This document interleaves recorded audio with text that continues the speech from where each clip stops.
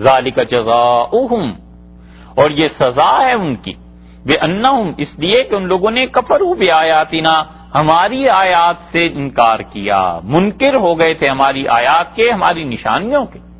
اللہ کی تھوڑی نشانیاں، اللہ کو سمجھنے کے لیے اس کائنات میں تھوڑی نشانیاں، اللہ تعالی کے ساتھ تعلق پیدا کرنے کے لیے تھوڑے پتے ہیں۔ اللہ نے اتنے عقلی دلائل دیے ہیں، ان کو سوچے اور سمجھے انسان، اور اعتبار ہو اس بات کا کہ قرآن واقعی اللہ کی جانب سے ہے، تو قرآن سمجھنے کے، قرآن سے ہدایت کی تھوڑی راہیں اللہ کی طرف ملتی ہیں۔ اللہ نے فرمایا کفروا بآیاتنا، انہوں نے ہمارے پتوں کا انکار کر دیا، ہماری آیات کا انکار کر دیا۔ عقل اللہ نے دے دی تھی، اسی کے ذریعے اللہ تک پہنچ جاتے۔ یہ ثابت نہیں ہوئی عقل سے اللہ تک کی رسائی معرفت، چلو انبیاء علیہ السلام آ گئے تھے، پھر معجزات انہوں نے دیکھ لیے تھے، اسلام کا صحیح پیغام ان کی اپنی زبان میں ان تک پہنچ گیا تھا، کتنی چیزیں تھیں جو اللہ نے دے دی تھیں، اور اللہ تعالی نے بتا دیا تھا کہ حق کیا ہے اور باطل کیا ہے۔ اور پھر دیکھیے ان کی ڈھٹائی اور جسارت ان کافروں کی، وقالو، اور کہتے ہیں اذا کنا عظاما، کیا جب ہم ہو جائیں گے، ہڈیاں ہو جائیں گی، ورفاتن، اور چورا چورا ہو جائیں گے، انا، کیا ہم لوگ لمبعوثون، کیا ہمیں اٹھانا ہے، پیدا کرنا ہے، خلقن جدیدہ، خلقن جدیدہ دوسری مرتبہ، نیا کر کے، جدید بنانا ہے، نیا بنانا ہے۔ ہم مٹی میں مل جائیں گے، ہڈیاں چورا چورا ہو جائیں گی، کیا ہم دوبارہ پیدا کیے جائیں گے؟ بس یہ دوسرا مسئلہ تھا جو ان کے حلق سے نہیں اترا، ایک اللہ کی وحدانیت کا، اور ایک یہ کہ قیامت میں اٹھنا۔ رسول اللہ صلی اللہ علیہ وسلم کی ساری زندگی ان کے ساتھ یہی بحث رہی، حیات طیبہ پوری اس پہ گھومتی رہی کہ تم اللہ کو مانو اور آخرت میں اٹھنے کو مانو۔ آخرت میں نہ اٹھنے کا تصور جہاں بہت بڑا شرک ہے، اس اعتبار سے کہ وہ اللہ کی قدرت کا انکار ہے، اللہ تعالیٰ کو عاجز سمجھنا ہے، وہ کفر ہے۔ اللہ کی ایک پوری صفت کا انکار ہے نا، قدرت کا۔ وہ کہتا ہے میں کروں گا ایسے، یہ کہتے ہیں کیسے کر سکتا ہے، بالکل ہوگا ہی نہیں، علیاذ باللہ۔ تو کتنا بڑا یہ جرم ہے، آپ تصور کیجئے، اللہ کی قدرت کا انکار اور رسالت کا انکار ہے، یعنی تم جو کہہ رہے ہو اللہ تعالیٰ کے بہاف پہ اور اللہ کی طرف سے ذمہ داری اٹھا کر کہہ رہے ہو، ہم کہتے ہیں تم بات سچی نہیں کرتے۔ اس اعتبار سے رسالت کا انکار ہوا، رسول اللہ صلی اللہ علیہ وسلم پر تہمت لگی۔ اس سے بھی پیچھے چلے جائیں، اللہ تعالیٰ کی قدرت کا انکار ہو گیا، اور شرک یہ کہ اپنے معبودوں کے لیے ایک ایک چیز مانتے ہیں، اور جو اللہ کہتا ہے اس کے لیے نہیں مانتے، اللہ کی قدرت کا انکار کرتے ہیں۔ یہ تین قباحتیں، اور چوتھی جو بڑی قباحت ہے وہ یہ ہے کہ جب لوگوں کو پتا ہو کہ مر کے اٹھنا ہی نہیں ہے، تو پھر جس کی لاٹھی اس کی بھینس، دنیا میں جو مرضی کرتا رہے۔ جب پتا ہے کہ کسی نے پوچھنا ہی نہیں ہے، تو کون اتنا پاک ہے جو اختیار کے باوجود ظلم نہ کرے؟ ہمیشہ اختیار جب آتا ہے اس کے ساتھ ساتھ ہی ظلم آ جاتا ہے۔ جب اختیار آتا ہے تو کبر آتا ہے۔ جب بندے کو پتا چلتا ہے کہ میرے پاس اختیار ہے اور تربیت نہ ہوئی بھی ہو، تو کم ہی اللہ کے بندے ایسے ہوتے ہیں، کوئی لاکھوں میں کروڑوں میں کہیے تو مبالغہ نہیں ہے، کروڑوں میں کوئی ایک آدمی ہوتا ہوگا جس کو اختیار کے باوجود ظلم نہ ہو، وگرنہ تو اختیار آئے ظلم شروع ہو جاتا ہے، ناجائز چیزیں شروع ہو جاتی۔ خواتین ٹھیک ہوتی ہیں، اولاد ہوئی، اختیار مل گیا نا بچوں پہ، ظلم شروع ہو جاتا ہے، اتنی بے دردی سے کبھی کبھی مارتی ہیں، اور پھر افسوس بھی ہوتا ہے بعد میں۔ یہ اختیار کا غلط استعمال ہے، اس لیے کہ مل گئے نا بچے روب جمانے۔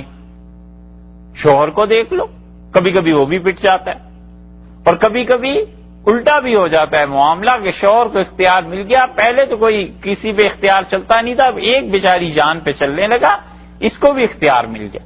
یہ اختیار جب آتا ہے تو اس کے ساتھ ساتھ ظلم بھی آتا ہے۔ کئی کروڑوں میں ایک آدمی ہوتا ہوگا جو اللہ کا بندہ اتنا شریف ہو، اس کی تربیت ہوئی بھی ہو، اور وہ ڈرتا رہے اپنے اختیار کے استعمال سے، اور وہ چاہے کہ ظلم نہ ہو، کروڑوں میں کوئی ہے۔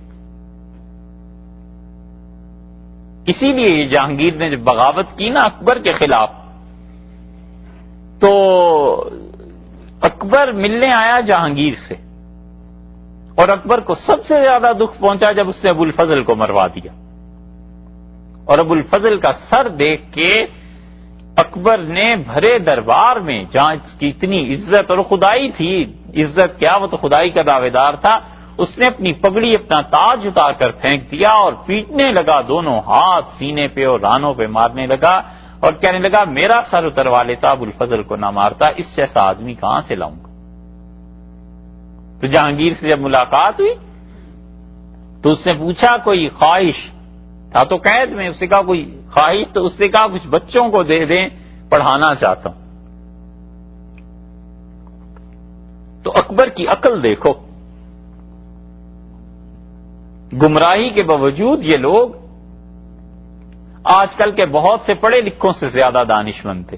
اس نے تھپڑ مارا بیٹے کو اور کہنے لگا کہ مغل خون میں حکمرانی کی بو نہ گئی، ملک تمہارا تابع نہیں ہو سکا تو بچوں پہ ظلم کرو گے، بچوں پہ حکم چلاؤ گے، اسی لیے کہتے ہو کہ بچوں کو پڑھانے کے لیے بھیج دوں تاکہ تمہیں حکومت کا یہ سودا جو ہے یہ تمہارے دماغ سے نہ نکلے۔ یہ چیز ہے، اختیارات آتے ہیں تو ظلم ہوتا ہی ہے۔ اب جب قیامت کا انکار کر گیا کہ اللہ کے ہاں جا کے، اللہ کے ہاں پہنچنے ہی نہیں، کوئی پوچھنے والے ہی نہیں، تو یہ چوتھی قباحت ہے جو انسان کی شخصیت میں پیدا ہو جاتی ہے کہ وہ دنیا میں ظلم چاہتا ہے۔ اسی لیے جتنے بھی ظالم ہیں ان سب میں بات مشترک یہی ہے کہ انہیں خدا کے ہاں جواب دینے کا احساس نہیں ہوتا، بس۔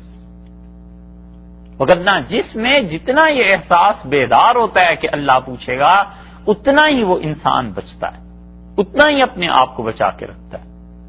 رسول اللہ صلی اللہ علیہ وسلم کا ایک بچی سے جملہ کہنا کہ اگر مجھے اللہ کے یہاں جواب دینے کا خوف نہ ہوتا تو میں تمہیں سزا دیتا، اس کا مطلب یہ ہے کہ نبی کریم صلی اللہ علیہ وسلم سب سے زیادہ اللہ سے ڈرنے والے تھے۔ حقیقتاً جو سزا اس بچی کو ملنی چاہیے تھی وہ بھی نہیں دی، معاف فرما دیا، کیونکہ ذاتی مسئلہ تھا نا، کوئی شریعت کی حدود تھوڑے ہی تھی۔ تو اس لیے جتنا بھی جس انسان میں خدا کا خوف ہوتا ہے اتنا ہی آدمی بچتا ہے، اور وہ سمجھتا ہے کہ فرض کر لو میں مظلوم بھی ہو گیا ہوں تو مظلوم ہونا بہرحال ظالم ہونے کی نسبت اچھا ہے۔ مظلوم ہو گیا ہوں تو کچھ ملے گا ہی نا اللہ سے، اور ظالم ہو گیا تو پھر تو پکڑا جاؤں گا۔ اس لیے اللہ تعالیٰ نے فرمایا کہ ان کے اس جملے کو دیکھو، کہتے ہیں جب ہم مٹی میں مل جائیں، اذا کنا عظاما، جب ہمارا گوشت گل جائے اور ہڈیاں رہ جائیں گی، ورفاتا، اور ہڈیاں بھی چورا چورا ہو جائیں گی، انا لمبعوثون خلقا جدیدا، کیا دوبارہ ہم پیدا کیے جائیں گے، ہمیں اٹھا کر کھڑا کر دیں گے۔ یہ سب چیزوں کا انکار ہو گیا، اللہ کی قدرت کا بھی، رسالت کا بھی، کہ حضور اقدس صلی اللہ علیہ وسلم سچ ہم سے نہیں بولتے، اور علیہ باللہ خدا کے ساتھ شرک کا بھی، کہ اپنے معبودوں کے لیے جو بالکل گئے گزرے ہیں، جن کا کوئی اختیار نہیں، ان کے لیے اختیارات کا ثابت کرنا کہ وہ اولاد دے دیتے ہیں، وہ پیسہ دے دیتے ہیں، عزت دے دیتے ہیں، اور اللہ کے ساتھ شرک کہ اللہ کو اتنا اختیار بھی نہیں ہے۔ اور چوتھی چیز وہ ظلم ہے۔ اللہ تعالیٰ نے اس کا جواب دیا اور فرمایا اولم یروا، کیا انہوں نے غور نہیں کیا، ان اللہ الذی خلق السماوات والارض، وہ اللہ جس نے پیدا کیا ہے آسمانوں کو اور زمین کو، اتنی بڑی بڑی چیزیں خدا نے پیدا کی، قادر، اس بات پر قدرت نہیں ہے، اللہ اس بات پر کہ ان یخلق مثلہم، کہ اللہ پیدا کرے انہی جیسا، کیا اللہ کو اس بات پر قدرت نہیں ہے؟ کیا یہ دیکھ نہیں چکے؟ اولم یرو، کیا انہوں نے غور نہیں کیا، کیا انہوں نے دیکھا نہیں ہے کہ جس پروردگار نے آسمانوں کو پیدا کیا اور زمین کو، یہ ساری چیزیں قادر علی ان یخلق، وہ کر سکتا ہے ایسوں کو، کیا مثلہم، ان کو ان جیسا بنا سکتا ہے۔ یعنی اتنی بڑی بڑی چیزیں، آسمانوں کو دیکھو، اس زمین کو دیکھو، اس زمین میں انسان کے ساتھ کیا نسبت؟ انسان بڑے سے بڑا کتنا ہے؟ 6 فٹ کا، 7 فٹ کا فرض کر لو، اور کتنی چوڑائی ہے؟ یہی 1.5-2 فٹ چوڑائی بس۔ اور زمین کی ذرا پیمائش کرو کہ اگر اس زمین پر انسانوں کی لاشیں لٹائی جائیں تو یہ زمین بڑی ہے یا انسان بڑے ہیں؟ آسمانوں پر غور کرو، آسمانوں کو اللہ نے پیدا کیا ہے بغیر ستونوں کے، اتنی بڑی عمارت کھڑی کر دی، یا ایسے ستون لگا دیے جن کو تم دیکھ نہیں سکتے ہو۔ یہ ساری کائنات پر غور کرو، جس اللہ نے اتنی چیزوں کو پیدا کر دیا، بس یہاں ہی آ کے وہ عاجز رہ گیا ہے۔ یہ ہے خدا کی قدرت کا انکار۔ اللہ نے اسی لیے اپنے ناموں میں سے قادر کا حوالہ دیا ہے، اور ارشاد فرمایا کہ اللہ الذی خلق السماوات والارض، وہ اللہ کی ذات جس نے پیدا کیا آسمانوں کو اور زمینوں کو، وہ بنا سکتا ہے، قادر ہے، قدرت رکھتا ہے، الا ان یخلق مثلہم، کہ ان جیسوں کو پیدا کر دے۔ بڑی لطیف دلیل دی ہے اللہ تعالی نے۔ مثلہم کا لفظ جو ارشاد فرمایا ہے نا کہ ان کی مثل، ان جیسا پیدا کر دے، تو اصل میں قرآن پاک نے یہ بیان کر دیا کہ دیکھو انہیں ہم نے جو بنانا ہے دوبارہ، تو انہیں پہلی مرتبہ ہم نے بنایا تھا، تو کیا وہ مشکل تھی؟ یہ اب دوبارہ بنانا مشکل ہے؟ آسمان اور زمین جو بڑی بڑی مخلوق ہے، ان کا بنانا مشکل تھا یا ان کا بنانا مشکل ہے؟ دونوں دلائل جمع کر دیے۔ دیکھیے آپ، پہلی دلیل یہ کہتی کہ آسمانوں اور زمین کے مقابلے میں انسان ہے ہی کتنا، جو مخلوق ہونے کے اعتبار سے، پیدائش کے اعتبار سے انسان کو بھی پیدا کرنا ہے، آسمانوں کو بھی، زمین کو بھی، تو بڑی چیز کیا ہے؟ عقل بتاتی ہے کہ آسمان زیادہ بڑی وسیع چیز ہے، زمین بڑی چیز ہے، انسان اس کے مقابلے میں کم ہے۔ اعتراض یہ پیدا ہوتا ہے کہ انسان میں تو روح ہے، آسمانوں اور زمینوں میں روح نہیں، لیکن بات یہ نہیں ہے، زمین میں بھی کوئی روح ہے اور آسمانوں میں بھی ہے، چاہے وہ ہمیں سمجھ آئے نہ آئے۔ زمین میں یہ روح نہیں ہے جس پہ رویدگی ہوتی ہے، پیدائش ہوتی ہے۔ اسی لیے قرآن بار بار کہتا ہے کہ لوگوں نے غور نہیں کیا، زمین سے ہم کیسے فصلوں کو پیدا کرتے ہیں، ایسے ہی انسانوں کو بھی پیدا کر دیں۔ زمین میں کوئی روح ہے، اسی لیے تو زمین اللہ کی تسبیح بیان کرتی ہے، حمد بیان کرتی، اور زمین اور آسمان ان میں کوئی نہ کوئی چیز تو ہے جو اللہ نے فرمایا تھا کہ ہم نے ان دونوں کو بلایا، اور ہم نے ان سے کہا کہ تم ہماری بات مانو گے یا ہم تم پہ جبر کریں۔ قالتا اتینا طاعین، دونوں بولے اور انہوں نے کہا ہے پروردگار ہم آپ کی بات مان کے چلیں گے۔ اگلے پاروں میں آ جائے گی آسمان اور زمین کی یہ بات بھی۔ اللہ تعالی نے بتایا کہ دونوں نے ہماری قدرت کا انکار کیا، انہوں نے کہا اللہ آپ ہی کی مان کے چلیں گے۔ تو اس لیے روح ہونے کے اعتبار سے بھی اب آسمان، زمین اور انسان کی آپس میں مقابلہ کر لو، کون ہے بڑا، کس کو پیدا کرنا مشکل ہے۔ تمہاری عقل کہے گی کہ آسمانوں اور زمین کو پیدا کرنا مشکل ہے، تو پھر مانو کہ انسان پیدا ہوں۔ دوسری دلیل یہ دے دی کہ الا ان یخلق مثلہم، کہ ایسوں کو بنانا جن کو ہم پہلے بنا چکے ہیں، انہی کو دوبارہ بنانا۔ تو ایک تو وہ تخلیق تھی کہ کچھ بھی نہیں تھا اور انسان کو پیدا کیا، اور ایک یہ کہ اب کچھ نہ کچھ ہے، اسے ہی دوبارہ پیدا کرنا ہے۔ تو کون سی تخلیق مشکل ہوئی، پہلی یا دوسری؟ تو جب پہلی مشکل ہوئی اور وہ اللہ کے لیے مشکل نہیں تھی، تو اب تمہارا دوبارہ ڈپلیکیٹ کرنا، تمہیں دوبارہ پیدا کر دینا، یہ ہمارے لیے کون سی مشکل بات ہے؟ یہ دو چیزیں، وجعل لہم، اور اللہ نے ان کے لیے کیا ہے اجلن، ایک مدت مقرر کر دی ہے، لا ریب فیہ، جس میں کوئی شک نہیں۔ اللہ نے ایک مدت مقرر کر دی ہے انسانوں کے لیے، یعنی موت کا فیصلہ اللہ نے کر دیا ہے۔ اس مدت سے وہ گھڑی، وہ سیکنڈ اور منٹ جو مقرر اللہ نے کر دیے ہیں، ذرہ برابر اس سے ادھر ادھر نہیں ہو سکتے۔ ان کے لیے خدا نے ایک وعدہ کر دیا ہے، اور وہ وعدہ جب پورا ہو جائے گا یہ مر جائیں گے پھر اٹھائے جائیں گے۔ اور بعض مفسرین کہتے ہیں وجعل لهم اجلا لا ریب فیہ، اور اللہ نے ان کے لیے اجل مقرر کر دی ہے، یعنی وہ قیامت کا دن، لا ریب فیہ، جس میں کوئی شک نہیں۔ وہ جب قیامت کا دن آئے گا ہم انہیں اٹھا لیں گے۔ فوری طور پہ عذاب کیوں نہیں دے دیتے؟ یہ جو پیچھے ان کا مطالبہ گزرا ہے نا کہ اگر تم سچے ہو تو عذاب لے آؤ، اگر تم سچے ہو تو آسمان ٹکڑے ٹکڑے ہو کے ہم پہ نازل ہو جائے، گر جائے، یہ چیزیں ہو جائیں، کما زعمت علینا، جیسے کہ تمہارا خیال ہے۔ اللہ نے اس کا بھی جواب دے دیا۔ اللہ تعالی نے فرمایا اچھا تم یہ کہتے ہو، دیکھو تم پہ عذاب آ ہی جاتا، یہ سب چیزیں ہو جاتی۔ وجعل لهم اجلا لا ریب فیہ، اللہ نے ایک دن متعین کر دیا ہے قیامت کا، بس اس دن تمہیں اٹھا لے گا۔ اس سے چھٹی دی ہوئی ہے، مہلت دی ہوئی ہے، تاکہ انسان اپنے اختیار کا کیا استعمال کرتا ہے اللہ اسے جانچنا چاہتا ہے۔ اس سے معلوم ہوتا ہے کہ ساری زندگی انسان کی امتحان ہے۔ بس ساری زندگی وہ امتحان دے اور اس کے بعد نتیجہ نکلے گا کہ انسان نے کیا کیا. اور وہ جو اجل ہے، دن قیامت، سارے انسان مل جائیں تو بھی اسے نہیں ٹال سکتے، ایک لمحے کے لیے آگے پیچھے نہیں کر سکتے، اس لیے کہ ان کا اختیار ہی نہیں. حتیٰ کہ اختیار تو دور کی بات ہی نہیں، علم ہی نہیں ہے کہ کب آ جانا ہے. اللہ کا اختیار ہے، وہ جب چاہے اپنے اگلے فیصلوں کو منسوخ فرما دے اور قیامت برپا کر دے، اور اگر وہ چاہے تو اپنے فیصلوں کو پورا کرے گا، پھر اس کے بعد قیامت کو نافذ کر دے گا. انسانوں پہ اختیار ہے، انسانوں کو جب چاہے موت دے دے. اللہ کو کون پوچھ سکتا ہے؟ اس کی قدرت کے نیچے تو ساری چیزیں ہیں. اللہ نے اسی لیے فرما دیا اللہ تعالی نے کہ ان تینوں دلائل کے سننے کے بعد فَأَبَى الظَّالِمُونَ إِلَّا كُفُورًا. دیکھو تو یہ ساری چیزیں جو ہیں ان کو سننے کے بعد بے انصاف لوگ ہیں، ظالم لوگ. الا کفورا، وہ اللہ کی نافرمانی کیے بغیر نہیں رہتے. ناشکرے لوگ اللہ کی نافرمانی کیے بغیر نہیں رہتے. انکار کر دیا الظالمون، انہوں نے جو ظالم ہے، ابا کا مطلب تو انکار کرنا ہو گیا. فَأَبَى الظَّالِمُونَ، ظالموں نے انکار کر دیا. الا کفورا، کس چیز کا؟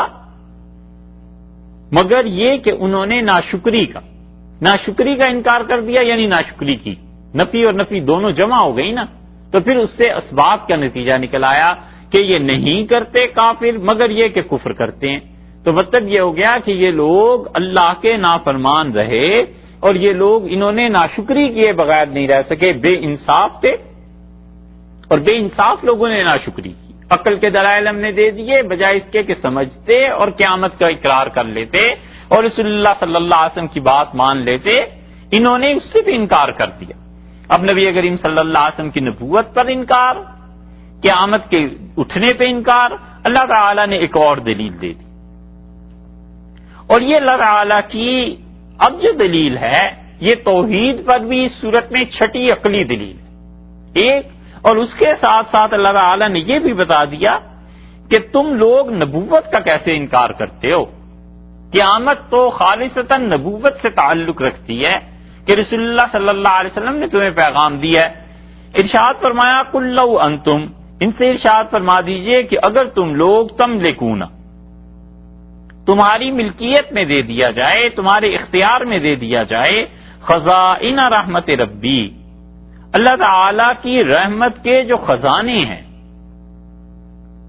یہ سارے تمہارے اختیار میں دے دیے جائیں. پروردگار اپنی رحمت کے کوئی خزانے جو اس کے پاس ہیں جتنے بھی، وہ سب تم کو دے دے. اذن پھر کیا ہوگا؟ جب لَأَمْسَكْتُمْ، تم روک لوگے، خشیت الانفاق، اس ڈر سے کہ کہیں خرچ نہ ہو جائے. یہ بھی اللہ تعالی نے ایک دلیل دی. اللہ نے فرمایا کہ تم اتنے بخیل ہو. یہ اگر توحید کی دلیل مان لیں تو ہمارے اساتذہ کہتے تھے اس کے مطابق توحید کے، وہ کہتے تھے کہ اس کی تشریح یہ ہے کہ اللہ تعالیٰ نے فرما دیا کہ قُل لَوْ أَنْتُمْ تَمْلِكُونَ خَزَائِنَ رَحْمَتِ رَبِّي، ان سے کہیے کہ اگر تمہیں مالک بنا دیا جائے، مالک بن جاؤ اللہ تعالیٰ کی رحمت کے خزانوں کے، اذا لَأَمْسَكْتُمْ خَشْيَةَ الْإِنفَاقِ، تو تم اللہ کے ان خزانوں کو خرچ نہیں کرو گے اس ڈر سے کہ کہیں کنگال نہ ہو جاؤ. تم ڈر سے خرچ نہیں کرو گے. وَكَانَ الْإِنسَانُ، اور بلا شبہ انسان ہے قتورا، تنگ دل. انسان دل کا بڑا تنگ واقع ہوا ہے. 3 تفسیریں اس کی گئی ہیں. پہلی تفسیر جو اساتذہ کہتے تھے وہ کہتے تھے اللہ کی توحید کے متعلق کہ اللہ تعالی نے فرمایا کہ اس کائنات میں اللہ ہی ہے جو خرچ کرتا ہے، اور تم اتنے بخیل ہو. جب تم اتنے بخیل ہو تو تمہارا کوئی حق نہیں بنتا کہ اللہ اس کائنات پہ تمہیں پورا اختیار دے دے کہ جس کو چاہو دو اور جس کو چاہو نہ دو. کیونکہ مشرکین کے ساتھ بحث یہی تھی نا کہ مشرک لوگ یہ کہتے تھے کہ اللہ نے فلاں فلاں کو اختیار دے دیا ہے، فلاں فلاں انسانوں کو اللہ نے اختیار دے دیا، وہ جتنا چاہیں خرچ کر لیں، جس کو چاہیں نہ خرچ کریں. اللہ نے کہا بنیادی طور پر جتنوں کو بھی تم خدا کا شریک ٹھہراؤ گے جو انسان ہیں، ان کے دل میں یہ بات آئے گی کہ کیسے ہم اس چیز کو کر لیں. تو تو اللہ تعالیٰ نے فرمایا انسان تنگ دل واقع ہوا ہے، تو اس لیے تم کوئی حق ہی نہیں رکھتے کہ تمہیں کائنات میں تصرف کا اختیار دیا جائے۔ ایک تو تفسیر یہ ہو گئی۔ اس کا مطلب یہ ہے کہ انبیاء علیہ الصلوۃ والسلام اس بات سے نکل جائیں گے، کیونکہ آخر پر فرمایا کہ کان الانسان قتورا، انسان جو ہے وہ بڑا تنگ دل واقع ہوا ہے۔ انبیاء علیہ السلام ایسے نہیں ہوتے، اللہ کے اچھے بندے ایسے نہیں ہوتے۔ یہ ان لوگوں کے لیے ہو جائے گی آیت جو اپنے آپ کو خدا کا دعوے دار، خدائی کا کہتے ہیں، خدا کا شریک ٹھہراتے ہیں اپنے آپ کو، چاہتے ہیں کہ ان کی پرستش کی جائے، ان کی عبادت کی جائے، مرنے کے بعد لوگ ان کو پوچھا کریں۔ اللہ نے فرمایا تم تو خرچ کرنے کے اس تنگ دستی کے ڈر سے خرچ نہیں کرو گے، نتیجہ یہ نکلا کہ تم بھی کسی طرح اس کے مستحق نہیں۔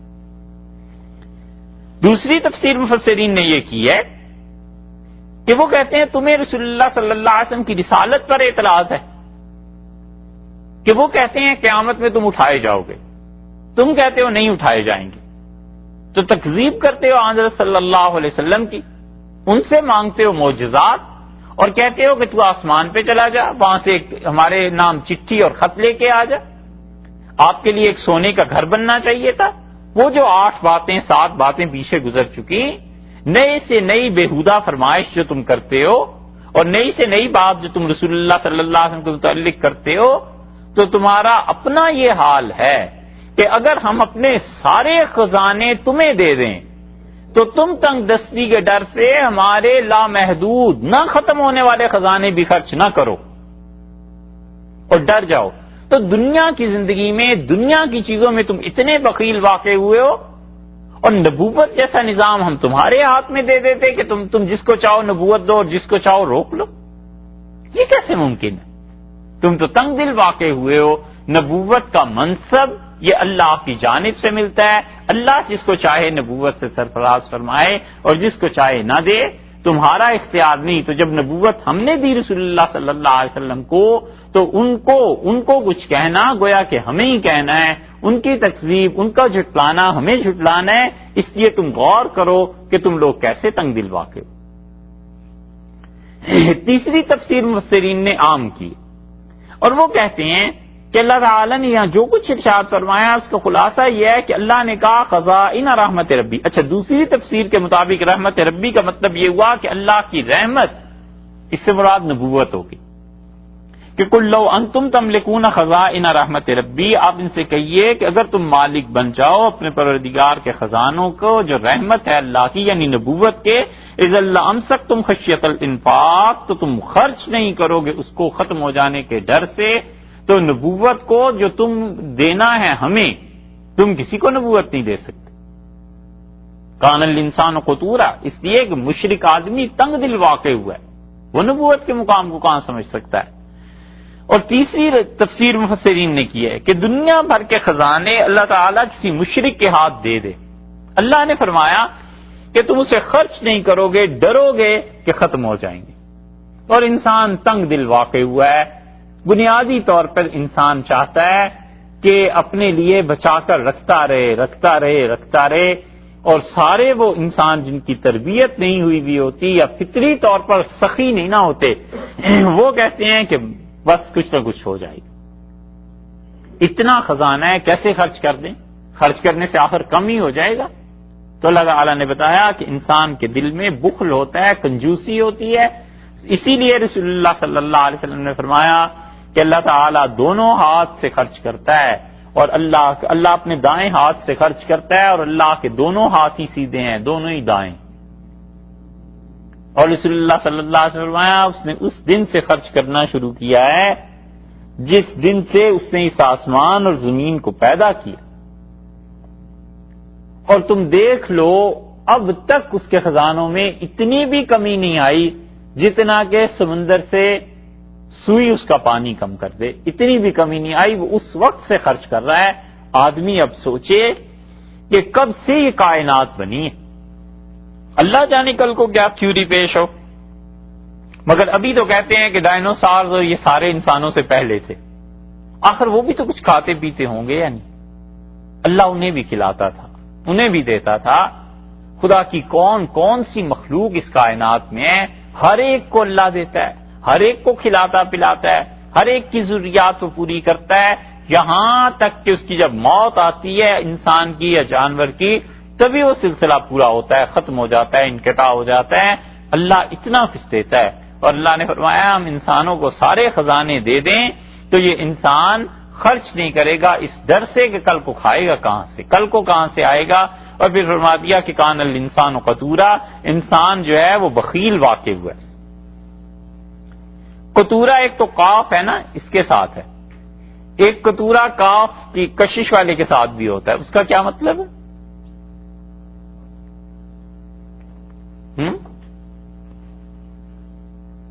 ارے بہت آسان لفظ ہے، قطورا جس کاف میں کشش ہوتی ہے نا اس کا مطلب ہے کہ بلی کے بچے کو کیا کہتے ہیں؟ کٹن، اور کتے کے بچے کو پپ، ہاں پپ ہے اس کا ترجمہ، صحیح ہے۔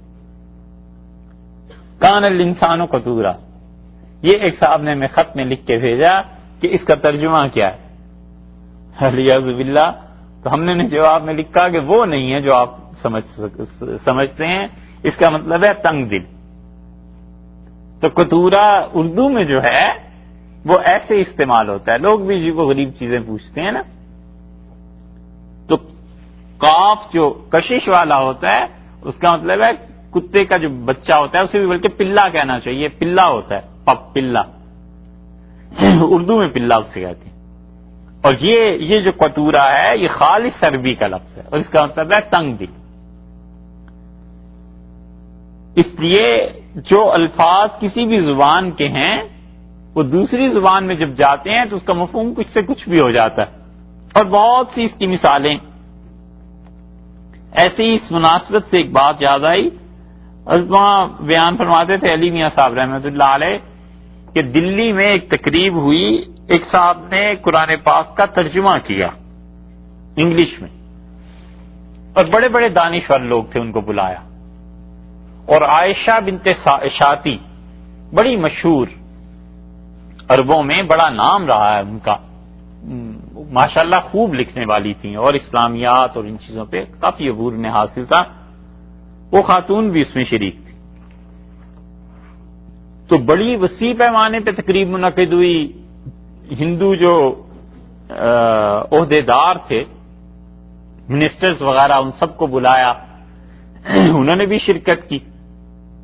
تو عائشہ بنت شاطی کہتی تھی کہ میں نے جب وہ اپنے اس چیزوں سے فارغ ہوئے تو انہیں مبارکباد دی کہ آپ نے قرآن پاک کا انگلش میں ترجمہ کیا ہے، اور اس سے دنیا میں جو غیر مسلم ہیں انہیں خاص طور پہ سمجھنے میں مدد ملے گی، اور ان مسلمانوں کو بھی جو مسلمان جو ہیں صرف انگلش پڑھنا جانتے ہیں۔ تو انہوں نے بڑی سادگی سے مجھ سے کہا، میں ان سے عربی بول رہی تھی تو انہوں نے بڑی سادگی سے مجھ سے کہا کہ میں نہیں سمجھ پایا جو آپ نے کہا، انگلش میں مجھ سے کہا۔ تو میں نے پھر اپنی بات ریپیٹ کی تو انہوں نے کہا معاف کیجیے مجھے عربی نہیں آتی۔ میں نے کہا آپ کو عربی نہیں آتی؟ وہ انگلش میں بولی کہ عربی نہیں آتی، تو پھر آپ نے قرآن پاک کا ترجمہ کیسے کر لیا؟ ان کا وہ کون سا دشوار ہے، انگلش میں ترجمہ کیا ہے، ہم نے کوئی عربی سے عربی میں تھوڑا ہی ترجمہ کیا۔ تو مولانا رحمۃ اللہ علیہ کہتے تھے کہ اب یہ حال ہو گیا ہے کہ جنہیں بنیادی طور پر عربی بھی نہیں آتی وہ بھی قرآن پاک کا انگلش میں ترجمہ کرنے لگ گئے ہیں۔ یہ انحطاط کی بات ہے، یہ کھیل اور تماشے کی بات ہے، وگرنہ ذرا بھی سنجیدگی ہو تو آدمی سوچے اللہ کا کلام ہے یہ چیزیں ہیں، اور میں نے بنیادی طور پر وہ زبان بھی نہیں پڑھی جس زبان میں خدا نے اس کتاب کو نازل کیا ہے، اور کیسی دیدہ دلیری ہے۔ اور اس سے بھی بڑھ کے جو اب عالم اسلام میں بات شروع ہو گئی ہے، آپ کے ہاں تو یہ نظر آتا ہے، اور اب تو یہ وبا ہمارے ہاں بھی پہنچ گئی، اس لیے کہ یہاں سے جو وبا جائے وہ تو ماشاءاللہ بڑی مبارک ہوتی ہے نا، اس میں تو برکتیں ہی الگ ہوتی ہیں۔ وہ وبا یہ ہے کہ 5, 7, 10 آدمی بیٹھ جائیں گے قرآن پاک لے کے، اور وہ ایک آیت کا ترجمہ کرتا ہے، دوسرا جو گھر سے پڑھ کے آیا وہ ترجمہ کرتا ہے، بیٹھ کے آپس میں ڈسکشن ہو رہی ہے کہ اس کی تفسیر کیا ہے، پھر جو عقل میں آتی ہے وہی اس کی تفسیر ہے۔ اس سے کوئی پوچھے کہ کوئی تفسیر پڑھی بھی تھی، کسی استاد سے پڑھا تھا، کوئی سند بھی متصل ہے رسول اللہ صلی اللہ علیہ وسلم تک، وہ کوئی چیز نہیں ہے، اور بیٹھ کے قرآن پر بحث کر رہے ہیں۔ بڑے خطرے کی چیز ہے اور ڈرنا چاہیے اس سے، اور سند کون سی ہے؟ زیادہ سے زیادہ سند اوپر چلی، زیادہ سے زیادہ تو کہاں ہو گئی کہ انٹرنیٹ تک پہنچ گئی. ہاں وہی. اور کون سا استاد ہو سکتا ہے انٹرنیٹ کے علاوہ؟ ویب سائٹ سے وہ استاد ہو گئے. بس ان سے پڑھ پڑھ کے اور قرآن پاک کی تفسیریں بیان ہو رہی ہیں. یہ ہے نقصان. اور اس نقصان کے اثرات یہ ہوں گے، ثمرات یہ ہوں گے کہ جو لوگ ایسے قرآن بغیر اساتذہ کے اور بغیر کسی کی سرپرستی کے پڑھیں گے، علیہ باللہ، وہ کل کو ایک نیا دین کھڑا کر دیں گے. وہ اس دین میں نئی سے نئی بات نکالیں گے. اور جن لوگوں نے اساتذہ سے پڑھا ہوتا ہے کچھ بھی نہیں، تو یہ ادب احترام تو اب تک دل میں قائم رہتا ہے کہ یار ان سے قرآن پڑھا ہے، ان سے حدیث پڑھی ہے، پوچھ ہی لیں اس کا مطلب کیا ہے. اور اگر تربیت ہو گئی ہو تو انسان 100 بار سوچتا ہے ایک جملہ اللہ کی کتاب کے متعلق کہنے سے. اس لیے اللہ تعالی نے یہاں پر دیکھ لیجئے انسان کو بنیادی طور پر فرمایا کہ بخیل ہے، کنجوس ہے. اور جب تربیت ہو جاتی ہے تو بخل طبیعت سے نکل جاتا ہے. رسول اللہ صلی اللہ علیہ وسلم نے فرمایا بخل سے بچو. اور آپ نے فرمایا تم سے پہلی امتیں جو تھیں ان میں عزتیں لوٹی گئیں اور لوگوں کے قتل ہوئے، بس اس کی بنیاد بخل تھی کہ لوگوں نے اپنا پیسہ خرچ نہیں کیا. اور ایک جگہ آپ نے فرمایا وَأَيُّ دَاءٍ أَدْوَىٰ مِنَ الْبُخْلِ، اور لوگوں دل کی بیماریوں میں بخل سے زیادہ بدتر چیز کیا ہو سکتی؟ بدترین بیماری فرمایا بخل. یعنی انسان اس ڈر سے خرچ نہ کرے کہ اب اللہ تعالیٰ کہاں سے دے گا اور کیا چیز ہو جائے گی. اس لیے منع کیا ہے کہ کنجوسی. اور بخل کا مطلب یہ ہے کہ جہاں شرعاً ضرورت ہے پیسہ خرچ کرنے کی وہاں نہ خرچ کرنا. زکوٰۃ فرض ہے اس کا نہ دینا، قربانی کرنا فرض ہے اس کو پورا نہ کرنا، اس کے لیے ہیلے تلاش کرنا. اکبر کا چہیتا تھا نا ملا عبد النبی، وہ یہی کیا کرتا تھا کہ وہ ملا عبد النبی کا بڑا مقام تھا اکبر کے دربار میں. اور ٹھیک جس دن زکوٰۃ لگنی ہوتی تھی اس سے 1-2 دن پہلے سارے گھر کے زیور اور جتنی چیزیں تھیں وہ بیوی کے نام کر دیتا تھا، بچوں کو دے دیتا تھا. اور زکوٰۃ کا دن گزرا، اگلے دن سب وہ چیزیں واپس لے لیتا تھا. کہتا تھا اس مال پہ تو سال گزرا ہی نہیں ہے، 360 دن گزر گئے تھے، پھر تم لوگ مالک ہو گئے تھے، اب آج کے دن 2 دن بعد میں مالک بن گیا ہوں، لہٰذا اس پہ تو سال میری ملکیت میں تو نہیں گزرا، بیچ میں تو تمہارے پاس چلا گیا تھا، لہٰذا زکوٰۃ ختم ہو. اور حشر یہ ہوا کہ اکبر نے کہا اس کو پکڑو اور اس کے باپ دادا کی قبریں بھی اکھیڑ دو. اور جب قبریں اکھیڑی گئیں تو بہت سی قبریں ایسی نکلی جو اس نے جعلی اپنے گھر میں بنا رکھی تھیں کس کس نام سے. اکبر نے حکم دیا کہ اس قبرستان کو ہی مٹا دو. جب قبرستان مٹانے آئے قبریں کھودی تو ان میں بھی سونا اور چاندی بھرے دیتے.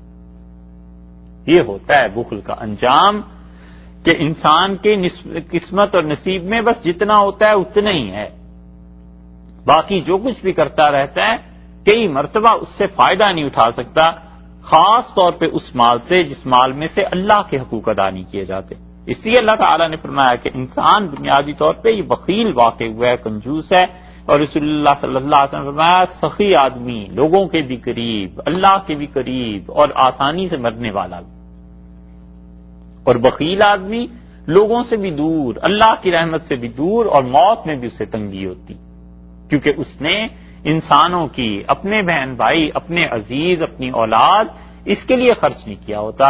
اور اس بخل کی حد یہ ہو جاتی ہے کہ رسول اللہ صلی اللہ علیہ وسلم نے فرمایا، کسی نے پوچھا کہ آپ بتائیے کبیرہ گناہ کیا ہے؟ تو آپ نے فرمایا کبیرہ گناہوں میں سے یہ ہے کوئی آدمی اپنی اولاد کو اس لیے قتل کر دے کہ آپ نے فرمایا انتو تعمات کہ تیرا بچہ تیرے ساتھ کھائے گا.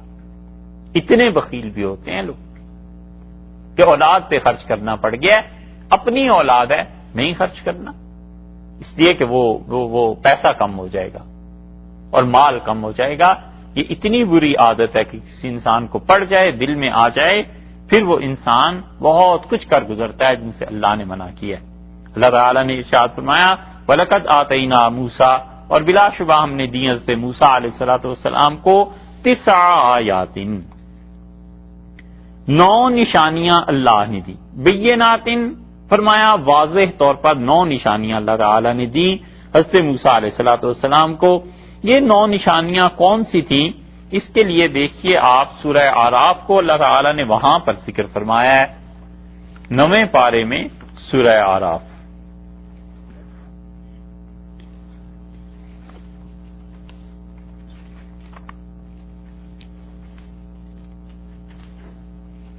9واں پارہ اور 7ویں سورت ہے.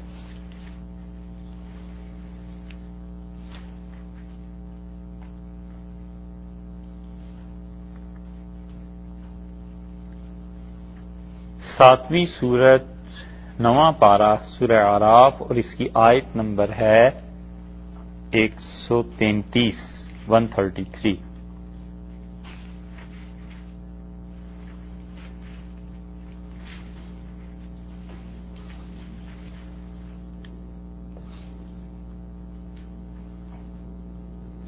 اچھا، اللہ تعالی نے یہاں پر، بلکہ اسے آپ دیکھ لیں 130 سے، آیت نمبر 130 سے، 9واں پارہ سورہ اعراف آیت نمبر 130.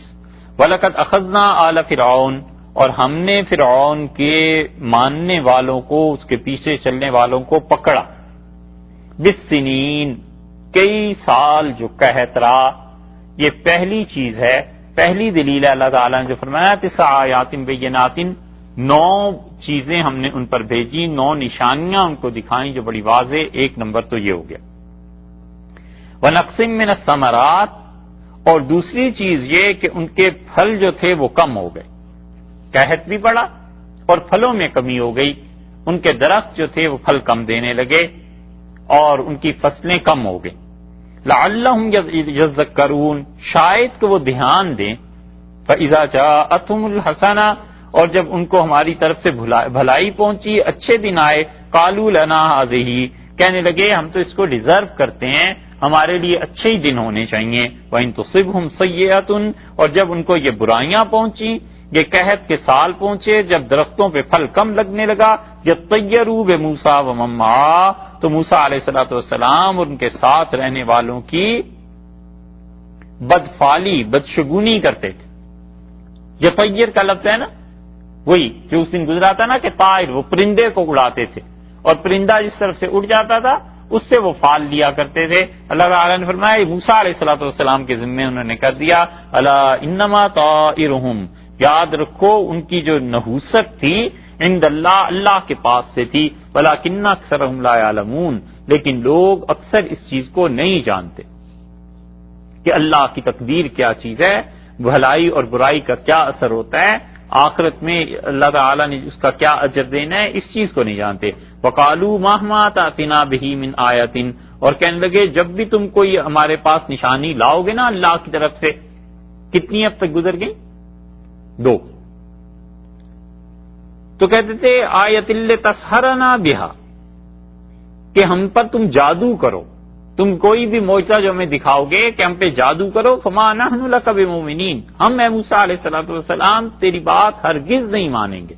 فارسلنا علیہم الطوفان، اور ہم نے پھر بھیجا حضرت موسیٰ علیہ السلام کی قوم جو بلکہ فرعون کی قوم پر ہم نے کیا کیا، ان کے اوپر نازل کیا طوفان، غرق ہونا. 3 ہو گئی. اس طوفان سے بعض مفسرین نے وبا مراد لی کہ وبا پھیل جاتی تھی. طوفان وبا کے معنی میں بھی آتا ہے، متعدی امراض، جیسے بخار ہو جائے، جیسے نزلہ ہو جائے کہ وہ آگے چلتا چلا جاتا ہے. تو اس لیے بعض حضرات نے یہ بھی مراد دیا.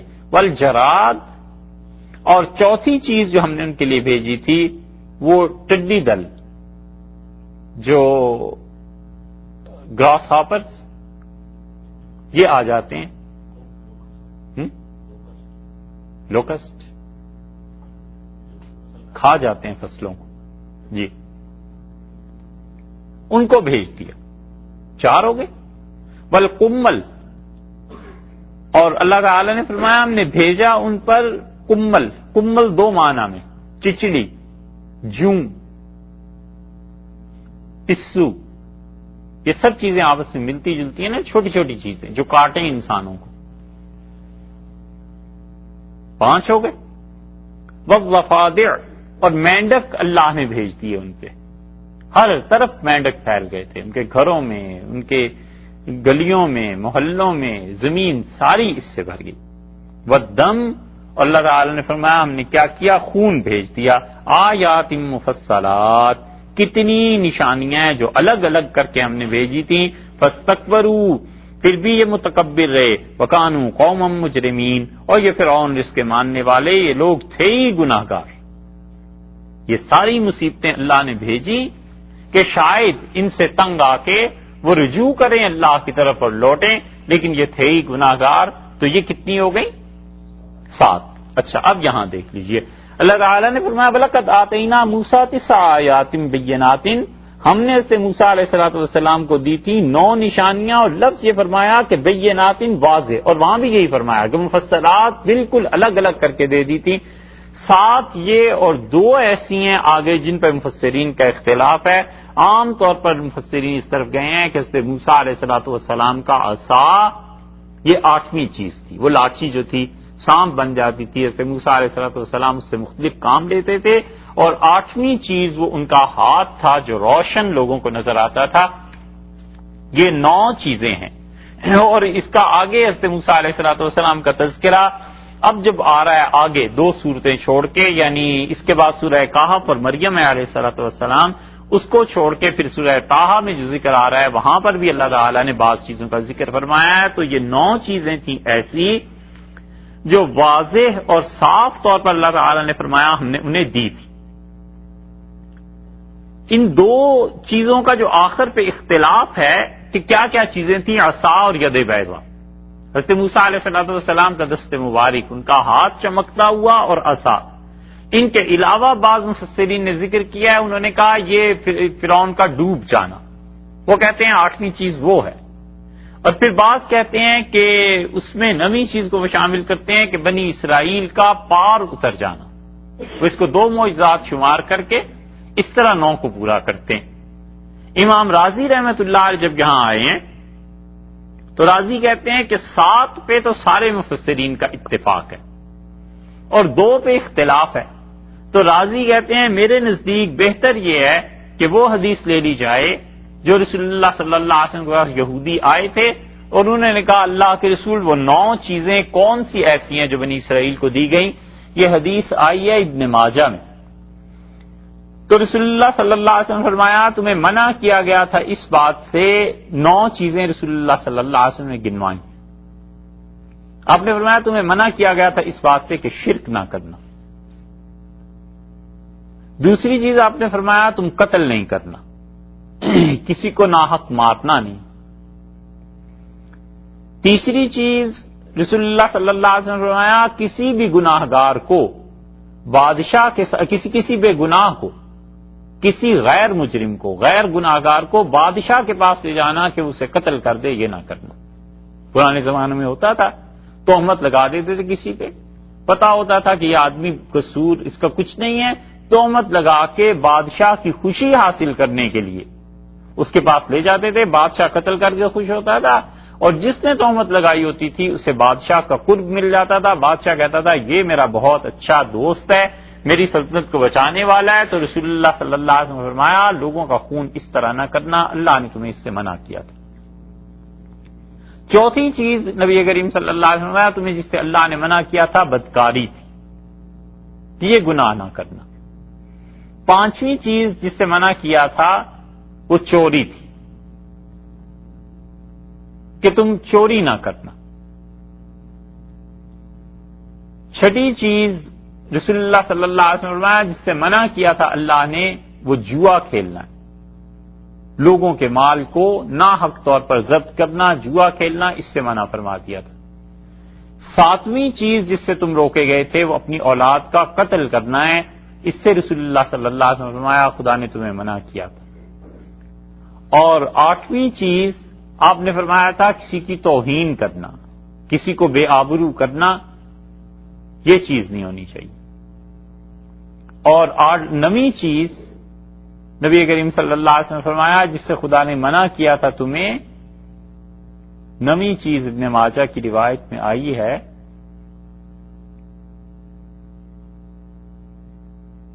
ہمسایوں کا حق مارنا، اپنے ہمسائے کو تنگ کرنا۔ یہ 9 چیزیں تھیں جن سے منع کیا تھا۔ اور 10ویں چیز آپ نے فرمایا خاص طور پہ یہودیوں خدا نے تمہیں منع کیا تھا کہ ہفتے کے دن میری نافرمانی نہ کرنا، یہ خاص طور پہ تمہارے لیے تھی۔ تو انہوں نے رسول اللہ صلی اللہ علیہ وسلم کے ہاتھ چومے اور انہوں نے کہا واقعی آپ اللہ کے رسول ہیں. یہ جب چلے ہیں آپ سے پوچھنے کے لیے تو ابن ماجہ کی روایت میں آتا ہے کہ ایک عالم یہودی تھا، دوسرے سے اس نے کہا کہ تم جانتے ہو جس کے پاس ہم جا رہے ہیں اس کی 4 آنکھیں ہیں. مطلب خوب غور سے سنتا ہے، غور کر کے بات کرتا ہے. محاورہ ہے نا، جیسے اردو میں کہتے ہیں اپنا آدمی کانوں کا کچا ہے، یعنی ہر ایک کی بات سن لیتا ہے. اسی طرح عربوں کا محاورہ ہے، کوئی آدمی بہت محتاط ہو اور بہت زیادہ ہوش و حواس اس کے قائم ہوں تو اسے کو کہتے ہیں اس کی 4 آنکھیں. تو رسول اللہ صلی اللہ علیہ وسلم جب یہ ساری باتیں انہیں بتا دی تو انہوں نے ہاتھ چومے اور ان کا آپ سچ واقعی اللہ کے نبی ہیں. تو رسول اللہ صلی اللہ علیہ وسلم نے فرمایا اچھا تو پھر تم مجھے مانتے کیوں نہیں، ایمان کیوں نہیں لے آتے؟ انہوں نے کہا یہی مسئلہ ہے کہ ہمیں عہدہ اتنا بڑا ملا ہوا ہے مذہبی طور پہ کہ اگر ہم آپ کو مان لیں تو یہودیوں میں قتل کر دیں گے. یہ حدیث ابن ماجہ میں بھی آئی ہے اور یہ حدیث محدثین نے وہاں بھی نقل کی ہے جہاں پر وہ کہتے ہیں کہ یہودیوں میں سے کون کون سے آدمی رسول اللہ صلی اللہ علیہ وسلم پہ مدینہ منورہ میں ایمان لے آئے تھے. یہ مستقل ایک باب ہے. اسی لیے یہودی اب جو ماڈرن ہسٹری اپنی لکھتے ہیں نا، اس میں وہ کئی جگہ یہ کہتے ہیں کہ اسلام یہودیوں میں مقبول مذہب نہیں تھا، اسلام یہودیوں میں نہیں پھیل سکا. لیکن یہ بات ایسے ہی ہے، یہودیوں میں بہت لوگ رسول اللہ صلی اللہ علیہ وسلم پہ ایمان لے آئے تھے. آگے ایک جگہ بات آئے گی تو وہاں آپ سے عرض کر دیں گے. اس کے لیے مولانا مجیب اللہ ندوی نے ایک کتاب لکھی تھی علماء اہل کتاب پہ، وہ بہت اچھی ہے اور غالباً اب تک یہ پہلی کوشش ہوئی ہے کہ انہوں نے سارے تقریباً وہ نام جمع کر دیے ہیں کہ رسول اللہ صلی اللہ علیہ وسلم یہودیوں میں سے اور عیسائیوں میں سے کون ایمان لایا تھا. ہمارے ہاں ایک کتاب چھپی ہے سید الصحابہ، دارالمصنفین والوں نے لکھی ہے، اعظم گڑھ والوں نے، لیکن اس میں زبان کچھ بے احتیاطیاں ہیں. کئی جگہ پہ بعض صحابہ کرام رضی اللہ عنہ کے تذکرے میں زبان انہوں نے جو استعمال کیا ہے وہ احتیاط کا دامن ہاتھ سے ان کے چھوٹ گیا ہے. اس میں ایک جگہ آیا ہے کہ اہل کتاب میں کون کون صحابہ رضی اللہ عنہ تھے. وہاں پر مولانا عبد الماجد صاحب دریابادی رحمۃ اللہ علیہ کے مقدمے کے ساتھ وہ رسالہ پورا چھپا ہوا ہے. اگر کسی کو چاہیے ہو کہ اہل کتاب میں کون کون ایمان لایا تھا عیسائی اور یہودی، انہوں نے اس میں جمع کر دیے. انہوں نے اس میں صرف عیسائی اور یہودی ہی نہیں بلکہ اس کے ساتھ ایک ایسے صحابی رضی اللہ عنہ کا نام بھی لکھا ہے جن کے متعلق کہا گیا ہے کہ وہ شعیب علیہ الصلوۃ والسلام کی قوم میں سے تھے. تو یہ ساری چیزیں ان کی بڑی تحقیق ہے جس کے بعد انہوں نے وہ رسالہ لکھا ہے. تو اس لیے آیات بینات 9 جو چیزیں ہیں اللہ تعالی نے دی تھی اس کا وہاں بھی ذکر مل جائے گا. اچھا، امام راضی رحمت اللہ علیہ نے اس پہ یہ اشکال لکھا ہے. وہ کہتے ہیں 7 پہ اتفاق ہے اور 2 پہ اختلاف ہے، لہٰذا میں تو اس حدیث کو ترجیح دیتا ہوں جو آئی ہے. اور پھر انہوں نے یہ روایت لکھ دی ہے، لیکن اس میں مسئلہ پتہ ہے کیا بنتا ہے؟ وہ یہ ہے کہ اگر آپ اس پوری آیت کے ترجمے کو دیکھیں اور اس کے بعد والی آیت کو تو یہ امام راضی رحمت اللہ علیہ کی بات یہاں پر فٹ نہیں بیٹھتی، اگرچہ ان کے علاوہ بھی بعض مفسرین اس طرف گئے ہیں. اللہ تعالیٰ نے فرمایا کہ وَلَقَدْ آتَيْنَا مُوسَىٰ 9 آیات بینات، اور ہم نے حضرت موسیٰ علیہ الصلوۃ والسلام کو دی تھی 9 معجزات جو بالکل ظاہر تھے. فَاسْأَلْ بَنِي اسرائیل، پوچھئے ان بنی اسرائیل سے، اذ جاءہم، جب ان کے پاس آئے، فقال لہ فرعون، فرعون نے کہا حضرت موسیٰ علیہ السلام سے، انی لأظنک یا موسیٰ مسحورا، اے موسیٰ علیہ الصلوۃ والسلام میں سمجھتا ہوں تم پہ جادو ہو گیا ہے. قال لقد علمت ما انزل هؤلاء، موسیٰ علیہ السلام نے کہا تم اچھی طرح سمجھتے ہو، جانتے ہو کہ اللہ نے یہ 9 معجزات جو مجھے دیے ہیں الا رب السماوات والارض، یہ اس رب کی طرف سے ہیں جو آسمانوں اور زمین کا پروردگار ہے. اور اس کے بعد یہ لفظ فرمایا ہے کہ بصائر، یہ بصائر کا لفظ بتاتا ہے اس کا مطلب یہ ہوا کہ بصیرت والی چیزیں تو وہ نظر آتی ہوں گی نا، تو ہی تو بصیرت والی چیزیں فرمایا ہے. یہ بصائر کا لفظ بتاتا ہے کہ وہ معجزات احکامات نہیں تھے، کیونکہ قتل نہ کرنا، چوری نہ کرنا، ڈاکہ نہ ڈالنا یہ تو احکامات ہیں، یہ کوئی نظر آنے والی چیز تو نہیں ہے. اس لیے بصائر کا لفظ بتاتا ہے کہ حضرت موسیٰ علیہ الصلوۃ والسلام کو 9 معجزات جن کا اللہ نے ذکر کیا ہے، یہ ایسی چیز تھی جو دکھائی دیتے تھے. تو دکھائی دینے والی چیزیں تو پھر یہی ہیں کہ جراد ہے، کمل ہے، ضفادع ہے، مینڈک ہیں، اور یہ جوں اور پسو اور یہ ایسے قحط کے سال جن میں قحط سامنے دکھائی دیتا تھا، یہ چیزیں تھیں. اس لیے ان مفسرین کی رائے کو ترجیح ہونی چاہیے جنہوں نے بصائر کے لفظ سے یہ سمجھا ہے کہ یہ معجزات حسی تھے، مادی تھے، میٹیریلسٹک چیزیں جو نظر آتی ہیں، یہ میٹیریلزم تھا سارے کا سارا. ان لوگوں کی بات کو ترجیح ہونی چاہیے. دونوں قول مفسرین نے لکھے ہیں اور دونوں آپ سے عرض کرتے ہیں. اللہ تعالیٰ نے فرمایا ہم نے 9 معجزات دیے تھے موسیٰ علیہ السلام کو، بینات بڑے واضح تھے. فاسأل بنی اسرائیل، اور اس کو پوچھیے آپ بنی اسرائیل سے، اذ جاءہم جب آئے یہ معجزات بنی اسرائیل کے پاس تو ان سے دریافت کر لیجئے.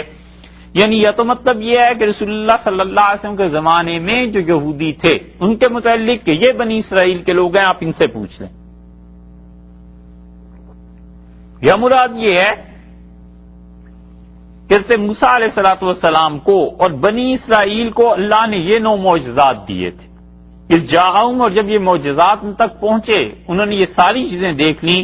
فقال له فرعون، فرعون نے کہا انی لأظنک یا موسیٰ مسحورا، فرعون نے کہا میں سمجھتا ہوں اے موسیٰ علیہ السلام تم ایسے شخص ہو جو مسحور ہو، ایسے آدمیوں جن پر جادو ہو گیا ہے. یہ جو مسحور کا لفظ ہے نا، معلوم ہوتا ہے کہ واقعی ان معجزات کو اس نے اپنی آنکھوں سے دیکھا تھا. تو اس نے کہا کہ یہ ایسا آدمی ہے جس پر جادو ہو گیا ہے، یا یہ کہ یہ ساحر ہے، جادو کرتا ہے. ہر طرف خون ہی خون، ہر طرف مینڈک ہی مینڈک، ہر طرف جوئیں ہی جوئیں. یہ جو چیزیں ہیں، حتیٰ کہ اپنا عصا پھینکتا ہے لاٹھی اور وہ سانپ بن جاتا ہے، یہ سب کی سب چیزیں ساحر ہے، جادوگر ہے. اور یہ پرانی چیز ہے جو انبیاء علیہ السلام کے معاملے میں چلی آتی ہے. جو ان کے منکر تھے انہوں نے یہ الزام لگایا کہ یہ انسان جادو کرتا ہے. نبی کریم صلی اللہ علیہ وسلم پر بھی یہ الزام لگایا گیا کہ یہ انسان جادو کرتا ہے، حالانکہ انبیاء علیہ السلام وہ اس سے بہت بلند و بالا ہوتے ہیں کہ وہ کسی انسان پر جادو کیا کریں. وہ تو اللہ کا پیغام پہنچاتے ہیں اور انسانوں کو ہدایت کی راہ دکھاتے ہیں. اور یہی وراثت آئی ان لوگوں کے ہاتھ بھی جو انبیاء علیہ السلام کے سچے جانشین تھے، پیروکار تھے. اپنے اپنے زمانے میں اللہ کی توحید کی دعوت دیتے رہے اور رسالت کو جو حقیقی مقام اور مرتبہ تھا اس سے روشناس کراتے رہے. اور ان کے جو مخالفین پیدا ہوئے انہوں نے کہا کہ یہ فلاں بزرگ یہ ایسا وظیفہ پڑھتا ہے، لوگوں کو گھیر لیتا ہے، یہ فلاں آدمی اس کے ہاں بھی ایسا ہی معاملہ ہے، یہ بیٹھ کے لوگوں کے بت اور مجسمے سامنے رکھ کے اس پر ایسے وظائف پڑھا کرتے ہیں جس کی وجہ سے لوگوں کی عقل ان کے ہاتھ میں آ جاتی ہے. یہ سب کی سب چیزیں دونوں طرف دیکھ لینا چاہیے کس کی وراثت کسے پہنچی. انبیاء علیہ السلام کی وراثت ان کو ملی جو ان کے صحیح جانشین تھے، اور کافروں کی وراثت انہیں ملی جو ان کے جانشین تھے. اللہ نے فرمایا فرعون نے یہی کہا کہ موسیٰ علیہ السلام انی لأظنک یا موسیٰ مسحورا، ہم سمجھتے ہیں کہ تم تو جادوگر. ایک بات. دوسری بات یہ ہے کہ انی لأظنک یا موسیٰ مسحورا، ہم سمجھتے ہیں موسیٰ علیہ السلام تم پر جادو ہو گیا ہے. یعنی تم جو خدا کی طرف ہمیں بلاتے ہو، تم جو ان آیات کا حوالہ دیتے ہو، ان معجزات کے متعلق بات کرتے ہو اور تم ہمیں کہتے ہو کہ اللہ کی توحید کے اور آخرت کے قائل ہو جائیں اور یہ چیزیں، تو اس کا مطلب یہ ہے کہ تم پر کسی نے جادو کر دیا ہے اور تم دیوانے ہو گئے ہو. قال لقد علمت، حضرت موسیٰ علیہ السلام بولے اور انہوں نے کہا ہے فرعون تو یقیناً جانتا ہے ما انزل ہؤلاء، نہیں بھیجے یہ کسی نے، یہ نہیں دیے ہیں کسی نے، نہیں اتاری یہ چیزیں الا رب السماوات والارض، سوائے اس کے جو پروردگار ہے آسمانوں کا اور زمین کا. حضرت موسیٰ علیہ السلام نے اتنی لمبی بات کی کیوں کہ جو آسمانوں کا اور زمین کا پروردگار ہے؟ یہ بھی تو کہہ سکتے تھے کہ لقد علمت ما انزل ہؤلاء الا اللہ، کہ موسیٰ تم بھی فرعون تم بھی جانتے ہو کہ یہ چیزیں کسی نے نہیں بھیجی مگر اللہ نے. یہ رب السماوات والارض اس لیے کہا کہ فرعون کے ہاں اور مصریوں کے ہاں جو شرک بہت زیادہ تھا اس میں سے ایک چیز یہ تھی کہ آسمان کو بھی خدا مانتے تھے اور زمین کو بھی خدا مانتے تھے.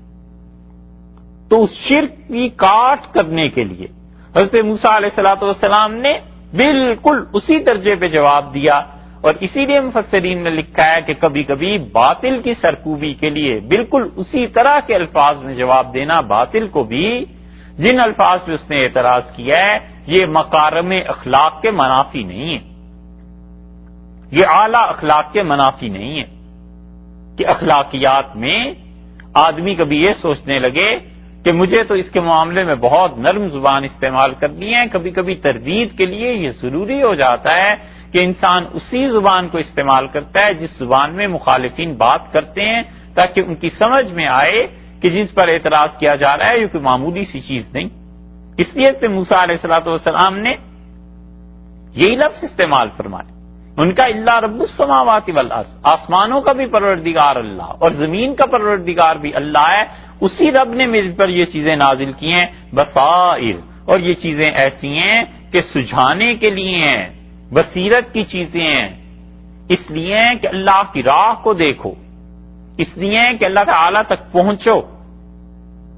اور اس نے کہا تھا نا انی لاظنک یا موسیٰ مسحورا، حضرت موسیٰ علیہ السلام نے جواب دیا اور انہوں نے کہا انی لاظنک یا فرعون مسحورا، اور میں گمان کرتا ہوں اے فرعون تو ضرور ہلاک ہونے والا ہے. مسبورا ہلاک ہونے والا، صبرا سا سے ہے نا، اس کو عربی میں کہتے ہیں کسی کا برباد ہو جانا، کسی کا تباہ ہو جانا. تو انہوں نے کہا میں سمجھتا ہوں تو ضرور اپنی بربادی کے سامان پیدا کر رہا ہے. اور یہ جواب سیدنا موسیٰ علیہ الصلوۃ والسلام کی شخصیت کے بالکل مطابق بیٹھتا ہے، اس لیے کہ ان کی طبیعت میں جو روب اور غصہ اور دبدبا تھا یہ اسی کا ایک مظہر.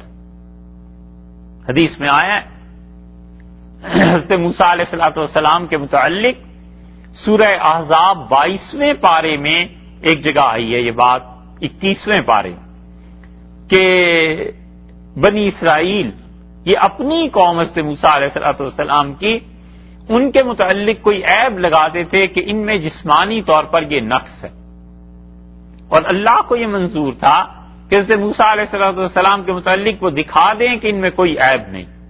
اور صحیح بخاری میں آیا ہے رسول اللہ صلی اللہ علیہ وسلم نے فرمایا حضرت موسیٰ علیہ السلام ایک مرتبہ ایک دریا میں نہانے لگے اور انہوں نے اپنے کپڑے اتار کر پتھر پہ رکھے، اور اللہ نے پتھر کو حکم دیا کہ تم ان کے کپڑے لے کے چل دو. تو وہ پتھر کپڑے لے کے چل پڑا. حضرت موسیٰ علیہ السلام نے جب دیکھا تو اس کے پیچھے بھاگے، اور بخاری میں لفظ آئے ہیں آپ نے فرمایا وہ بار بار کہتے تھے صوبی حجرن صوبی حجرن، ارے پتھر میرے کپڑے دے دے، ارے پتھر میرے کپڑے دے دے. اور انہوں نے اپنا عصا لیا اور رسول اللہ صلی اللہ علیہ وسلم یہودی کچھ بنی اسرائیل کے کھڑے تھے، انہوں نے دیکھا تو انہیں بڑی شرم آئی. انہوں نے کہا جو اس ہستی کے متعلق ہم عیب لگاتے تھے یہ تو بالکل پاک ہے.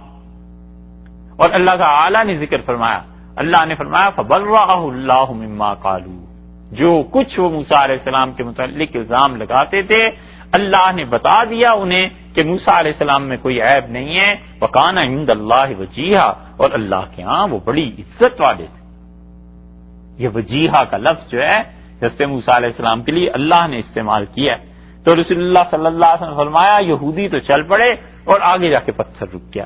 تو حضرت موسیٰ علیہ السلام نے اپنے ڈنڈے سے اس پتھر کو مارنا شروع کیا، اور آپ نے کانی انظر الیہ، اتنا سے مہارا پتھر کو کہ اس میں نشان پڑ گئے، اور آپ نے گویا کہ دیکھو میں ابھی بھی ان نشانات کو دیکھ رہا ہوں. انہیں اتنا شدید غصہ تھا اس پتھر پہ.